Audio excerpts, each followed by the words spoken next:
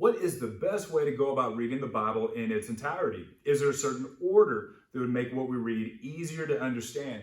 And that's a really good question. Now, there's a preacher that turned me on to reading through the Bible in a year a long time ago, back whenever I was in college, and a study method of doing that. I've loved doing it ever since. And I think there's a few different ways you can go about this. I'm going to recommend what I think are my top two. So the first one I want to show you is just simply a 52-week Bible reading plan. You'll see I'm going to show you the link for this, description of this video. But what's so beautiful about this plan is the variety that it offers, all right? It is divided up by categories for every day of the week. So you get an even dosage of Old Testament and New Testament all throughout the week, and you're not stuck in any boring part of the Bible for too long, if I'm allowed to say that sort of thing.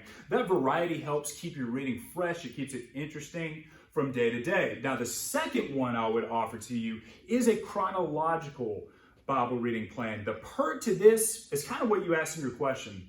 Since the Bible books are not all arranged in chronological order, this does help you get an overall understanding about the overall story of the Bible, and that can be a really good thing right there. You're going to read something in 2 Samuel, and then that goes with it in Psalms, and then another one out of 1 Kings, and it's all really interesting how it weaves together and tells the same story. So that's interesting stuff. However, this plan is challenging. There are plenty of dry passages that you really got to power through whenever you start reading the Bible, okay? Let's be honest, some parts of the Bible are easier to read than others. And if you choose a chronological plan, there's going to be a huge chunk right there where you got to read through all of Leviticus and Numbers and Deuteronomy over the course of many weeks. When you get to Old Testament prophets, you just got to power through and read all of those back to back, and that can be tough.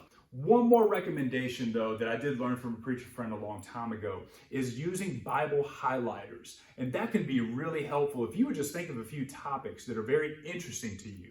As you read through the Bible in a year, highlight those verses every time you come across them.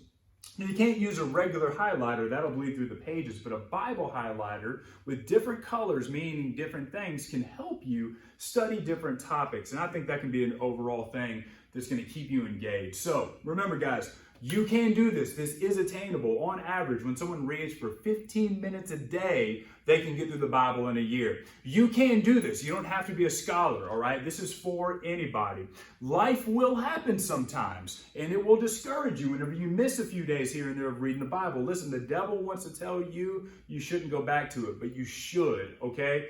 God wants you to stay engaged. So I hope that's helpful going forward. Hey, thanks again for joining us for Q&A. Remember, you can submit your own question anonymously by texting that number on your screen.